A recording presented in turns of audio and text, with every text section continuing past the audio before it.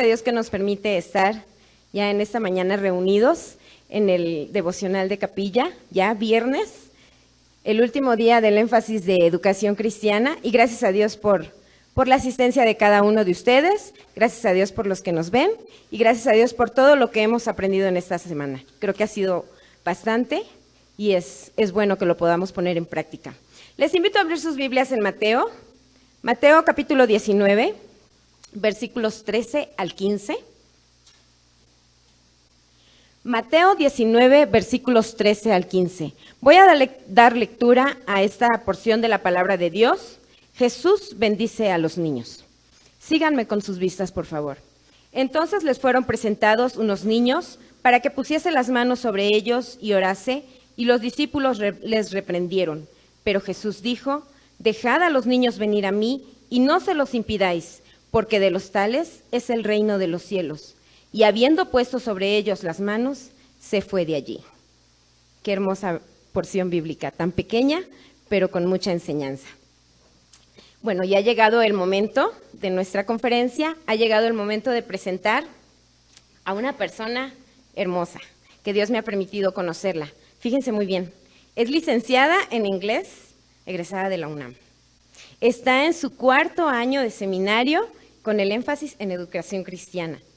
Trabaja en FES en Acatlán.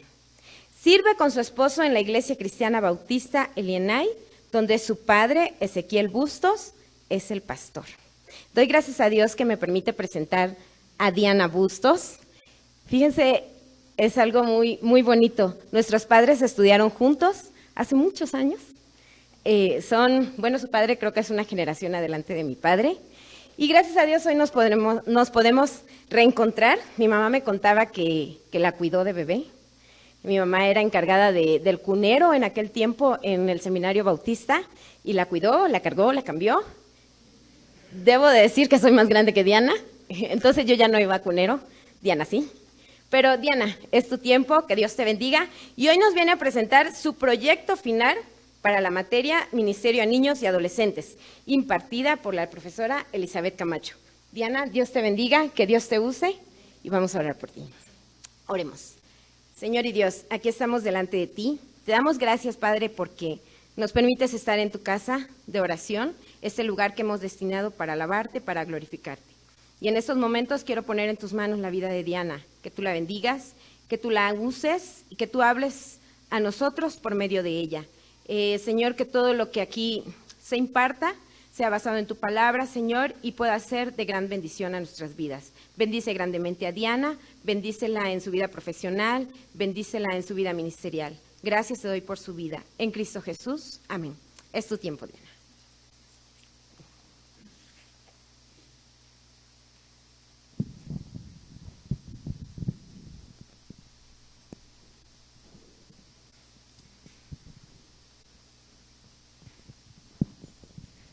Sí que aseguran esto para que no se caiga. Bueno, hermanos, pues buenos días, bienvenidos todos, también los que nos ven por internet. Espero que no tengan expectativas de un sermón, porque esto no es un sermón, esto es una conferencia. La idea es pues hacer conciencia, hermanos, acerca de cómo estamos influyendo en nuestros niños y en nuestros adolescentes. Mucho de esto nosotros responsabilizamos a los padres y ciertamente ellos llevan la mayor parte.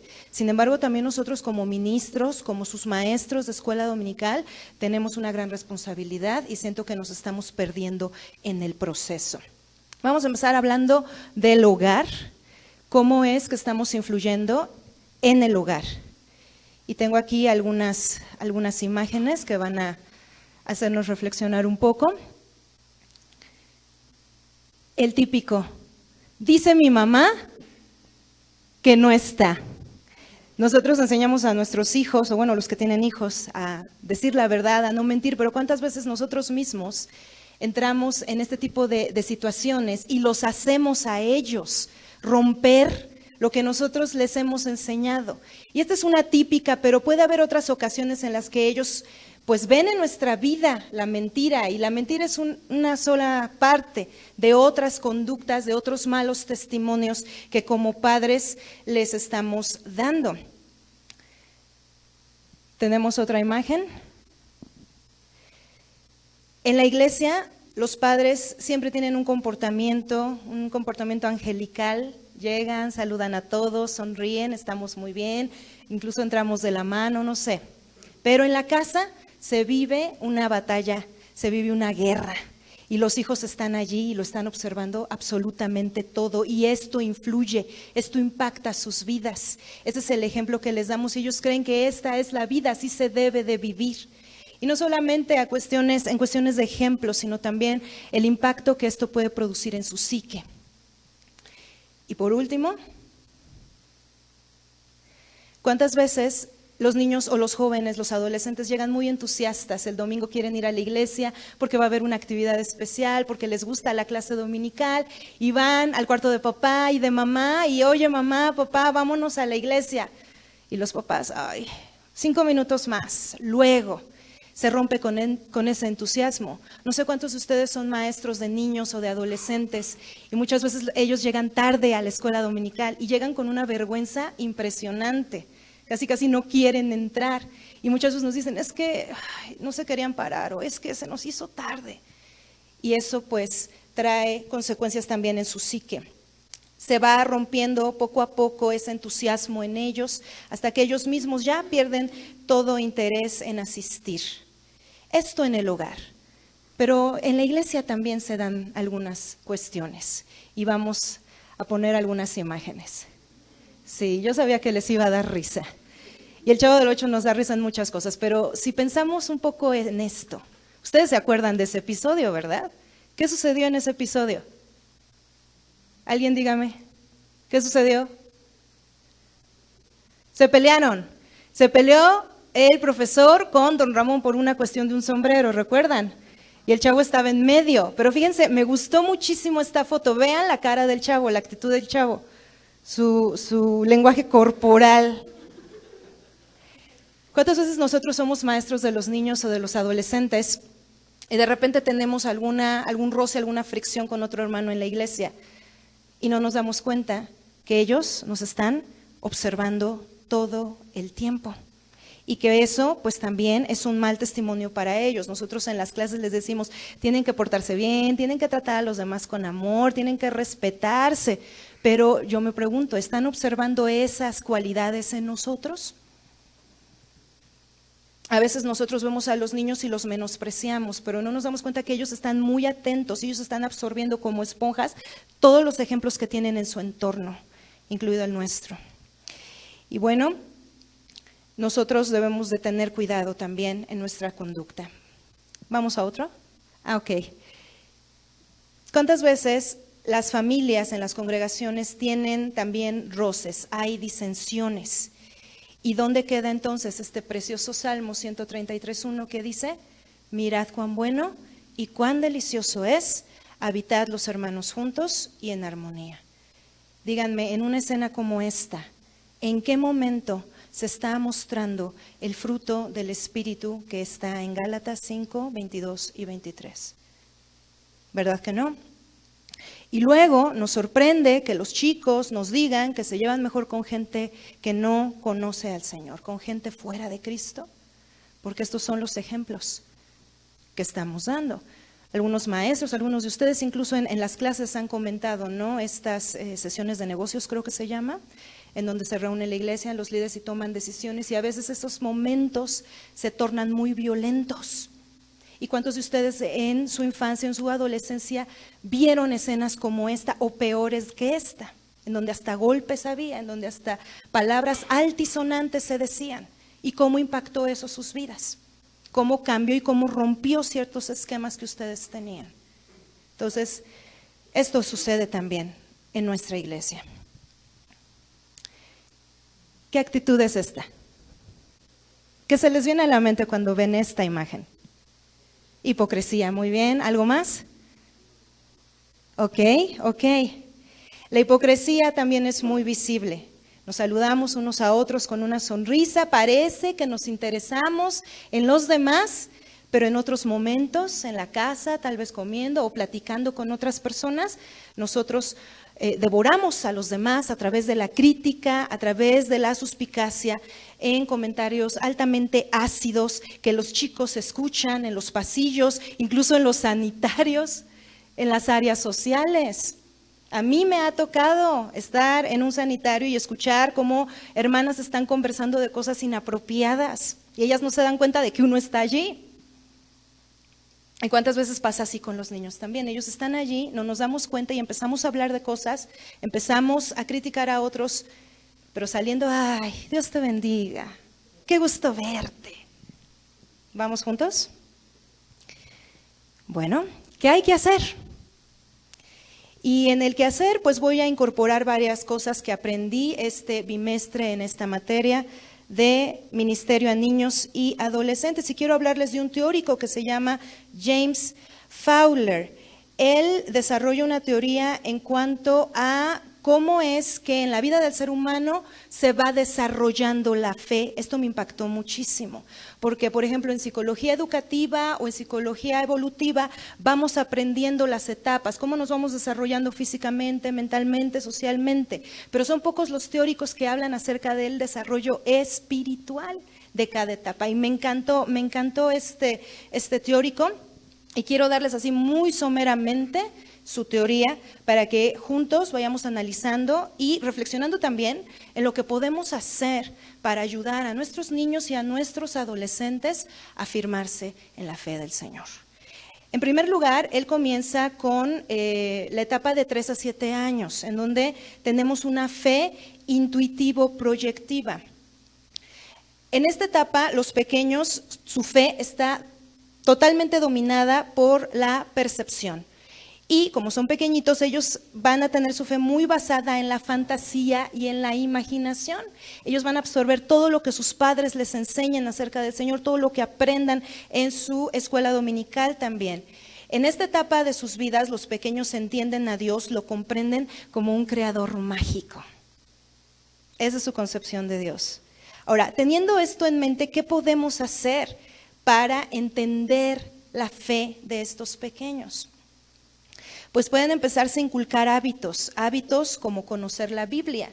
En estos añitos ellos apenas empiezan a desarrollarse en lo que es la lectura a partir de los 5 o 6 años, pero podemos empezar. Hay muchas Biblias muy bonitas en donde no hay palabras, simplemente hay imágenes. Con eso está muy bien, pero que haya un hábito de acercarse a la palabra, también el enseñarles a orar, aunque sea algo muy breve, una frase sencilla, pero que los niños empiecen ya a comunicarse con el Señor. Algo muy importante y que en muchas de nuestras iglesias estamos haciendo a un lado es el hecho de inculcar hábitos como la ofrenda, por ejemplo. Nos quejamos mucho de que los hermanos no diezman y no ofrendan, pero ¿qué estamos haciendo con los pequeños? Se los estamos inculcando y ellos son muy dadivosos en esta etapa de sus vidas. Entonces creo que es el momento oportuno para poder inculcar estos hábitos. En esta etapa los niños tienen un deseo natural de adorar a Dios y desarrollan una fe absoluta, una confianza total. Este es el momento en que nosotros podemos presentarles a Cristo Jesús como su mejor amigo y que aprendan a confiar completamente en Él como confían completamente en sus padres. Los niños no están pensando si hay dinero o no hay dinero para comer el día de hoy. Ellos saben que va a haber leche y que va a haber pan, ¿sí o no? Y esa es su confianza en sus padres. Pues poder también llevarlos a desarrollar esa misma confianza desde esas pequeñas edades, pero en Cristo Jesús. La segunda parte aquí, la segunda etapa, viene de los 8 a los 11 años y es la fe mítico-literal. Aquí los pequeños ya empiezan a diferenciar entre fantasía y realidad. Todas las creencias y símbolos ellos los entienden, los absorben de manera literal. Por ejemplo, para ellos Dios es un ser con forma humana que habita en los cielos. Entonces ya se forma un concepto más literal. Ya no es ese creador mágico, sino es un ser con forma humana que habita en los cielos. En esta edad ellos son muy, muy moralistas. Están juzgando absolutamente todo en su entorno y buscan la equidad. y nos los van a hacer saber a los maestros de escuela dominical. Cuando estamos fallando en algo, luego nos van a decir, oye, yo no estoy de acuerdo con esto, oye, a mí no me diste galleta y al otro sí. Están siempre detrás de eso, por eso les ponía en las diapositivas anteriores que tuviéramos cuidado con nuestro testimonio, porque nos están observando. Y a partir de ahí, pues ellos empiezan a desarrollar una confianza también en sus profesores, en sus maestros. ¿Qué podemos hacer? ¿Qué podemos hacer para afirmar su fe en esta etapa? Pues hay que estimular en ellos esos deseos de orar. También si son tan juzgones y tan moralistas, pues también que se lo apliquen a sí mismos, no nada más a los demás. Tenemos que llevarlos también a que ellos entiendan que la obediencia es importante y es una manera de adorar y de agradar a Dios. Se les puede presentar ya en esta etapa el plan de salvación y pueden entenderlo. Y también mediante juegos, competiciones, se les puede incentivar a leer la palabra, a memorizarla, a escudriñarla. Fe mítico literal. Y vamos a esta etapa. Hay otras 2 etapas más, pero ya corresponden a lo que es la adultez. No voy a entrar en esos detalles. Si ustedes gustan, pueden consultar a este teórico en el libro de Raíces, que después les voy a mostrar. La etapa convencional y de síntesis. Esta es la etapa de desarrollo de la fe que se da durante la adolescencia. Es de síntesis, hermanos, porque en este momento la fe del adolescente se está moldeando. Ya no es solamente todo lo que papá y mamá les enseñaron en casa, ahora ya se enfrentan a maestros en la escuela que les van a hablar de filosofías que nosotros conocemos como vanas y huecas, pero ellos lo van a enfrentar. Se van a enfrentar a amigos que vienen de otros contextos no cristianos, contextos de otras creencias o incluso contextos ateos.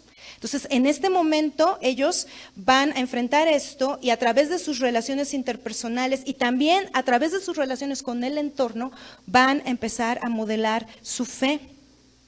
Es una fe convencional también porque, pues decíamos que se va a ir modelando por las actitudes de la gente en su entorno, pero también acuérdense que en esta etapa ellos son muy leales a sus amigos, les importan demasiado sus amistades y les importa mucho también encajar en los grupos. Entonces esto va a hacer que ellos se acomoden a una fe de segunda mano, que aunque los demás crean algo que él no se le ha enseñado, que él no está seguro, él rechace aquello y adopte esto nuevo con tal de que lo acepten, con tal de que no lo rechacen. Entonces por eso es una fe, le llama este teórico, convencional, una fe de síntesis. Y bueno, pues tiene que enfrentar el adolescente este proceso de integrar la fe que heredó de su familia con todas esas nuevas realidades, todas esas nuevas cosas que está aprendiendo de su alrededor. Es una fe muy, ¿cómo podríamos decir? Un estilo esquizofrénico. Es una fe esquizofrénica. ¿Por qué? Porque es una fe dividida por todo lo que les acabo de comentar. Y por eso, y aparte de los ejemplos que reciban en casa o de los mismos hermanos de la iglesia, los adolescentes empiezan a pensar que el domingo soy un ángel y soy un santo, pero el resto de la semana soy un diablo, porque lo veo en mis padres, porque lo veo en otros hermanos de la iglesia y también por esta cuestión de lucha entre su bagaje y todo esto nuevo que él está conociendo. Por eso le llama este teórico una fe dividida. Saben, el adolescente empieza a adaptar su comportamiento a las expectativas que se tienen de él. Y entonces si en la casa se tienen ciertas expectativas, pues ahí medio las cumple. En la iglesia se tienen de él ciertas expectativas, medio las cumple. Y con los amigos es de otra manera. Y entonces aquí perdemos completamente lo que es ser una persona íntegra, porque entonces empiezan a comportarse según las expectativas que se tienen de ellos en los diferentes lugares donde ellos se desenvuelven.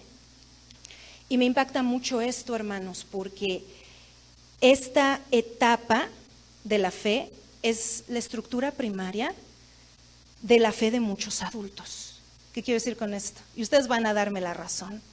Muchos de los adultos en nuestras iglesias tienen una fe de adolescente, porque los domingos se comportan de un modo y el resto de la semana se comportan de otro. Y pueden estar así como ustedes ahorita, sentaditos, haciendo como que están escuchando, pero en casa no aplican absolutamente nada de lo que se les enseña en la iglesia. Y viven una dicotomía fatal. ¿Qué podemos hacer? ¿Se dan cuenta que esta etapa está muy, muy tremenda? Tienen una lucha muy grande, no solamente en todas las cuestiones físicas, sociales, emocionales, sino también en una cuestión espiritual. Y hemos estado hablando en las semanas de énfasis acerca de los adolescentes. He visto que es un tema que se ha abordado mucho, sobre todo en la semana juvenil. Y no le estamos dando la importancia que merecen estos chicos, los estamos ignorando y están en una lucha tremenda. ¿Qué podemos hacer? Pues, a mi consideración, podemos mostrarles que la Biblia es el libro más actual de todos. ¿Cómo podemos hacer esto? Cuando nosotros tomamos sus personajes y analizamos sus vidas y les mostramos que lo que ellos padecieron también nosotros lo estamos padeciendo ahora, pero que podemos tener sabiduría de esa experiencia. No sé cuántos de ustedes estén leyendo, estén llevando el devocional que los amigos de Papiro 52 nos trajeron. Yo lo estoy llevando y es delicioso. Y el devocional del 19 de febrero, ¿cuándo fue 19? El miércoles. Me encantó y tiene aquí una premisa que voy a leer que va perfecto para este punto. Está en la página 47, dicen que aprendemos por experiencia. La verdad es que no. Aprendemos por las experiencias evaluadas. Y estoy totalmente de acuerdo con esto. Hasta hay una canción que dice, tropecé de nuevo y con la misma piedra, ¿no? ¿Por qué tropezamos con las mismas piedras? Porque no evaluamos las experiencias. Sigo. Una experiencia se vuelve valiosa cuando nos informa y cuando nos equipa. Por eso la oración diaria y la lectura de la palabra son tan indispensables. Por eso cuando nosotros tomamos estos personajes bíblicos con estos problemas, con estos padecimientos que son propios de esta etapa de la adolescencia y les mostramos cómo ellos pudieron superarlo, eso se hace significativo. Los evaluamos con ellos y entonces ellos pueden tener la sabiduría de esa experiencia. Y hay un libro que me encanta y lo usé mucho tiempo. Yo fui 3 años líder de jóvenes en la iglesia. Se llama Conexión Posmo. Es del hermano Félix Ortiz. Y él toma 100 personajes bíblicos y su aplicación al mundo posmoderno de hoy. Imagínense 100 lecciones que te aventaras una cada semana. ¿Para cuántos años te dura eso?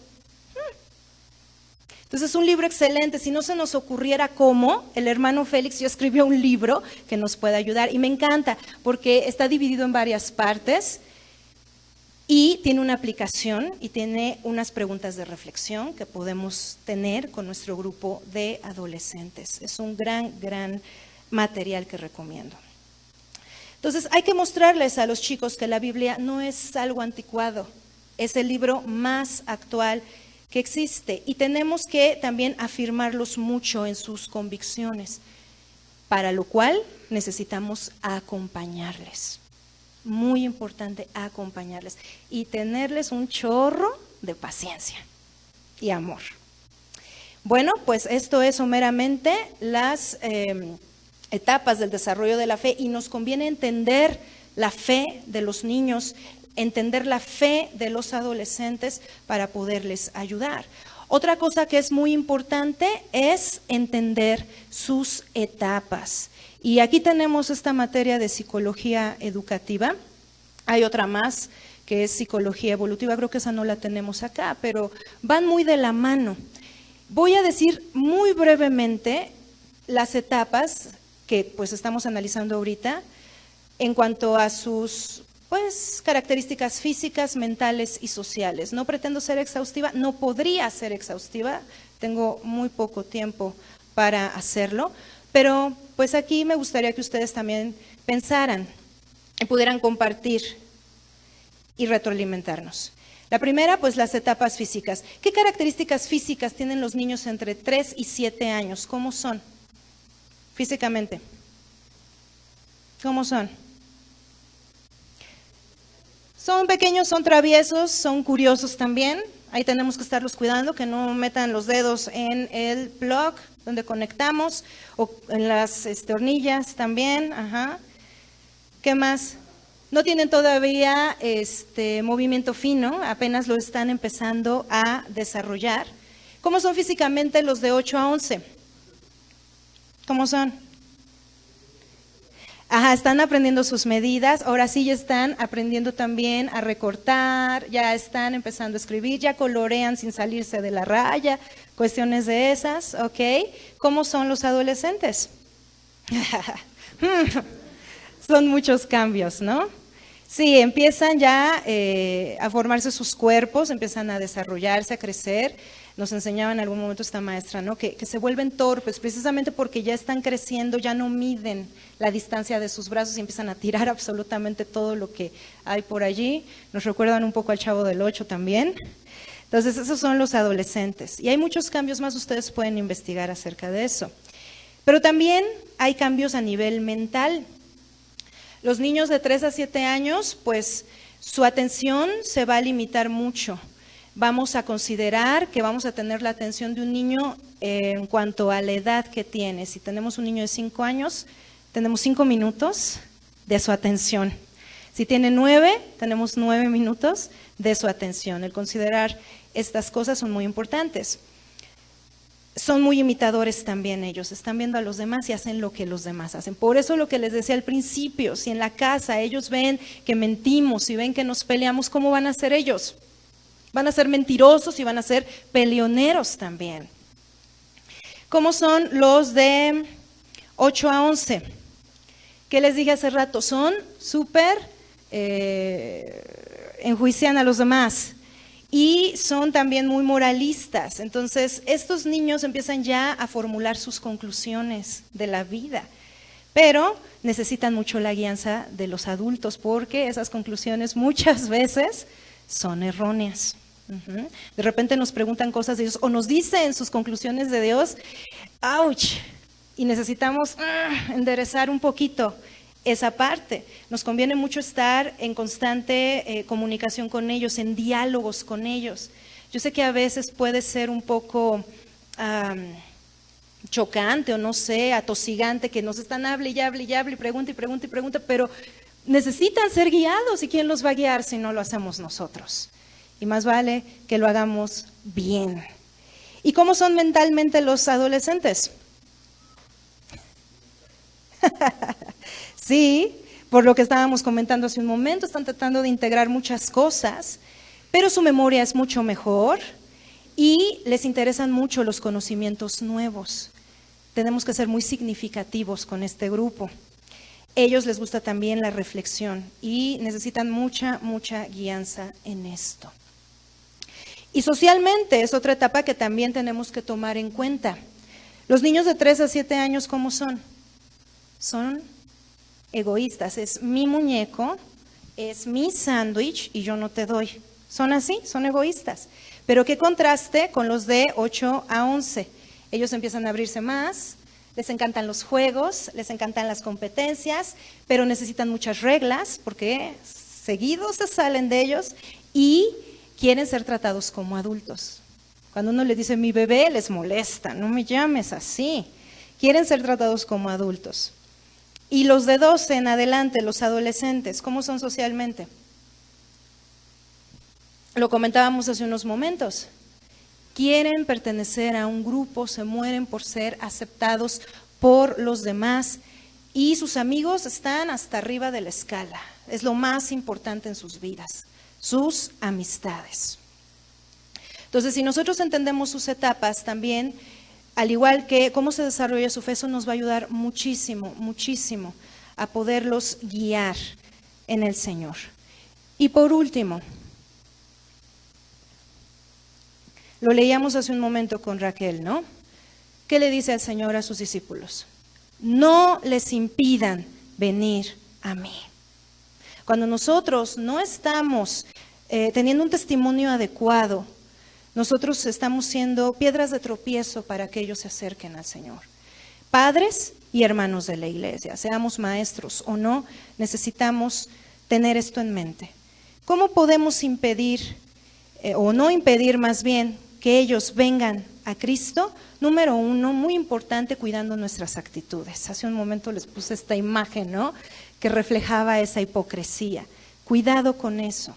Tenemos también que cuidar las palabras, cómo nos estamos expresando de los demás, qué estamos hablando. Y muy importante también, tenemos que cuidar nuestro trato hacia ellos. Los niños, los adolescentes tienen que ser nuestro especial tesoro. ¿Y cómo tratamos a un tesoro? Esa alhaja de oro que te regalaron, ¿dónde está? ¿Dónde la tienes en tu recámara? En el cofre que hasta terciopelo tiene y que ni el aire le dé y pobre de aquel que la toque, ¿sí o no? ¿Por qué no podemos pensar así de nuestros niños y de nuestros adolescentes? Que sean nuestro especial tesoro, que estemos al pendiente de ellos, cuidando en todas estas áreas, en su fe también.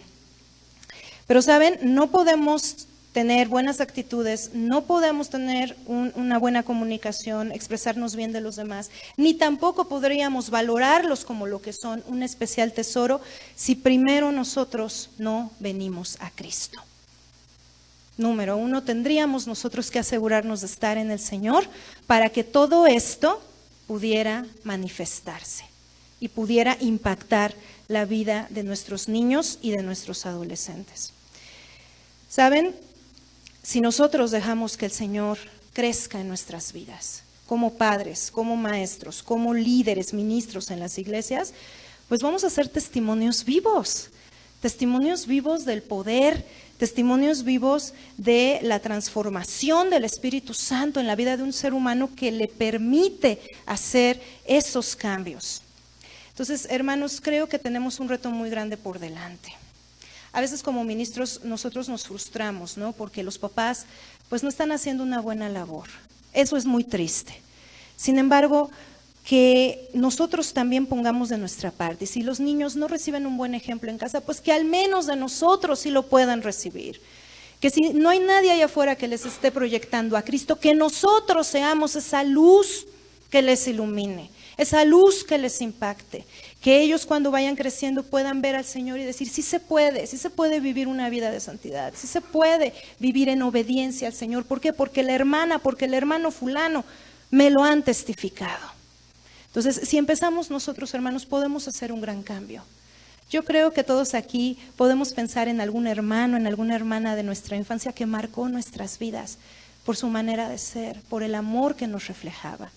Pues hermanos, que nosotros seamos así para las generaciones que vienen, que no la van a tener fácil, hermanos, porque la maldad se está aumentando y aún las leyes del gobierno están a favor de todo esto. Entonces pensemos en dejar una generación cimentada en el Señor para que ellos también puedan seguir llevando la luz de Cristo hasta que el Señor venga. ¿Qué opinan?